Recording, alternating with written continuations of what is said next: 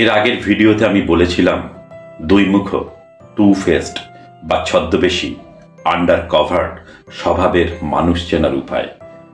যারা সামনে ভালো ব্যবহার করে এবং আড়ালে বদনাম বা হিংসা করে তাদের আইডেন্টিফাই বা চেনার জন্য কিছু সুস্পষ্ট লক্ষণ আছে। এদেরকে সাধারণত দুইমুখ বা ছদ্মবেশী স্বভাবের মানুষ বলা হয়।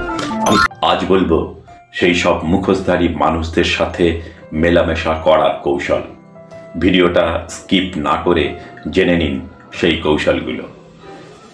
তাদের চিনতে পারার পর আপনার উদ্দেশ্য হওয়া উচিত তাদের নেতিবাচকতা থেকে নিজেকে সুরক্ষিত রাখা এবং তাদের সাথে অপ্রয়োজনীয় সংঘাত এড়িয়ে চলা। 1. আবেগ নয়, পেশাদারিত্ব। এই ধরনের মানুষদের সাথে মেলামেশার ক্ষেত্রে আবেগকে সম্পূর্ণ নিয়ন্ত্রণে রাখতে হবে।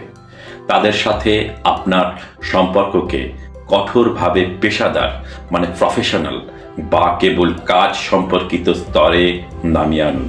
হাসি খুশি থাকুন, কিন্তু ব্যক্তিগত কোনো তথ্য দেওয়া বন্ধ করুন।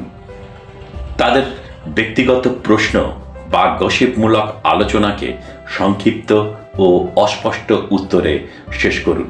যেমন ধরুন, আপনার প্রজেক্টের এত ভালো ফল হলো কেন? আপনি উত্তর দেবেন, হ্যাঁ, টিমের সবাই খুব ভালো পরিশ্রম করেছে তাই। ধন্যবাদ জানাবেন। আপনি স্পষ্ট করে বুঝিয়ে দিন যে আপনার ব্যক্তিগত জীবন আলোচনার বিষয় নয়। 2. দুর্বলতা প্রকাশ নয়। তারা আপনার দুর্বল জায়গাগুলো খুঁজে বের করে সেগুলোকে অন্যদের কাছে ব্যবহার করতে চাইবে। আপনার ব্যক্তিগত জীবন, আর্থিক পরিকল্পনা বা ভবিষ্যতের কোনো বড় স্বপ্ন, এই সমস্ত বিষয়ে তাদের কাছে একদম নীরব থাকুন। আপনার দুর্বলতা নিয়ে তারা কিছু বলার চেষ্টা করলে সেটা নিয়ে অতিরিক্ত প্রতিক্রিয়া দেখাবেন না, শান্ত থাকুন। 3. কর্মের মাধ্যমে জবাব দিন। তাদের বদনাম বা হিংসার সবচেয়ে বড় জবাব হলো আপনার ধারাবাহিক সাফল্য এবং মনঃসংযোগ।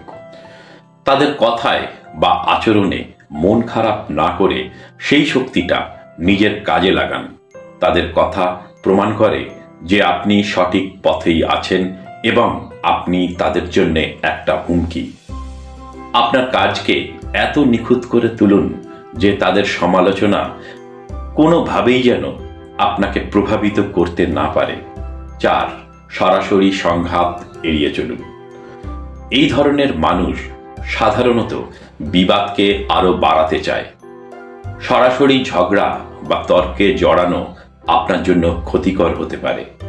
তাদের কোনো নেতিবাচক কথা আপনার কানে এলে সরাসরি তাদের কাছে অভিযোগ করতে যাবেন না। এতে তারা নিজেদের শিকার হিসেবে আপনাকে দেখাবে এবং আপনার ভাবমূর্তি নষ্ট হতে পারে।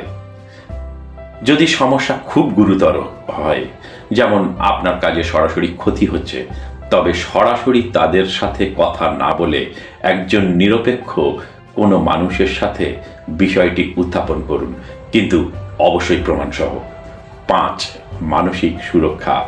আপনার মানসিক শান্তি বজায় রাখা সবচেয়ে জরুরি। তাদের কথাগুলোকে একটা ফিল্টারের মধ্যে দিয়ে গ্রহণ করুন।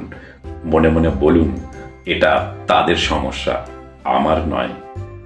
যারা সত্যিই আপনার ভালো চায় এবং আপনাকে উৎসাহিত করে তাদের সাথে আরো বেশি করে সময় কাটান।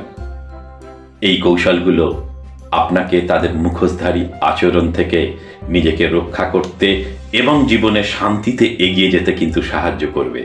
মনে রাখবেন, আপনার মূল্য তাদের কথায় নির্ধারিত হয় না, বরং আপনার নিজের কাজে এবং শান্তিতে থাকার ক্ষমতায় নির্ধারিত হয়। তো ধন্যবাদ সবাইকে।